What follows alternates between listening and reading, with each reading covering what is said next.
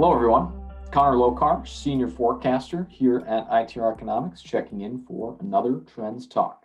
So here we are. It's August. It's late summer. The days are getting shorter. The heat is here, and we're closing in on everyone's favorite season, budget season. You didn't think I was going to say football season, did you?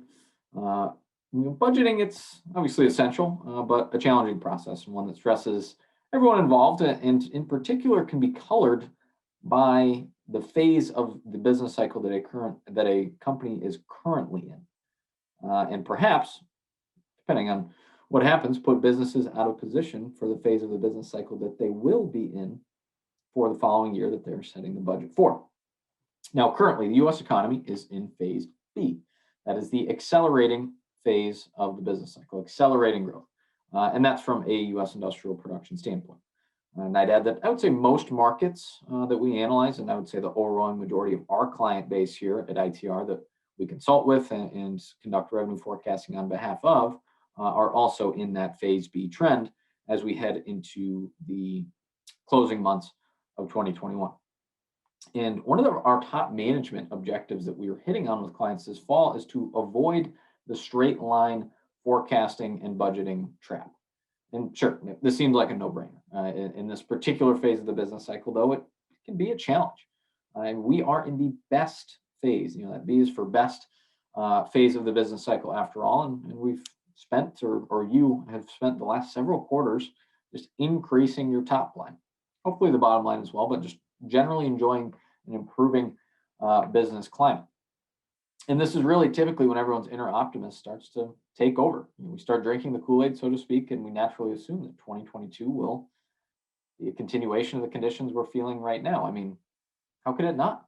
Most likely, you have too much demand right now. You're seeing swelling order boards, growing backlogs, growing lead times.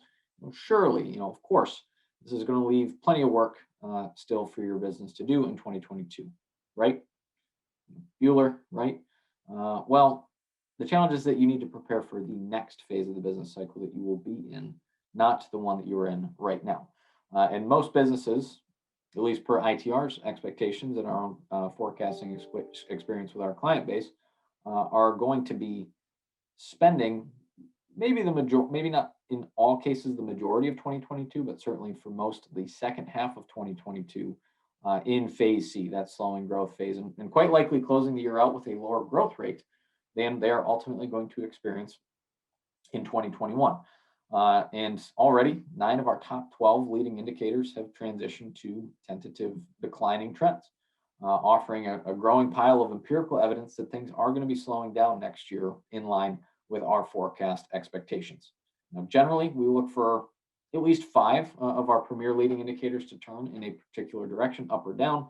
And with over 9, we've essentially almost doubled up that statistical threshold that we typically look for. So to cut through this emotion, companies really need to watch your own rates of change specifically and leverage leading indicators themselves and apply these specifically farmed KPIs against your business to see if a slowing growth trend is going to be a reality for you folks next year.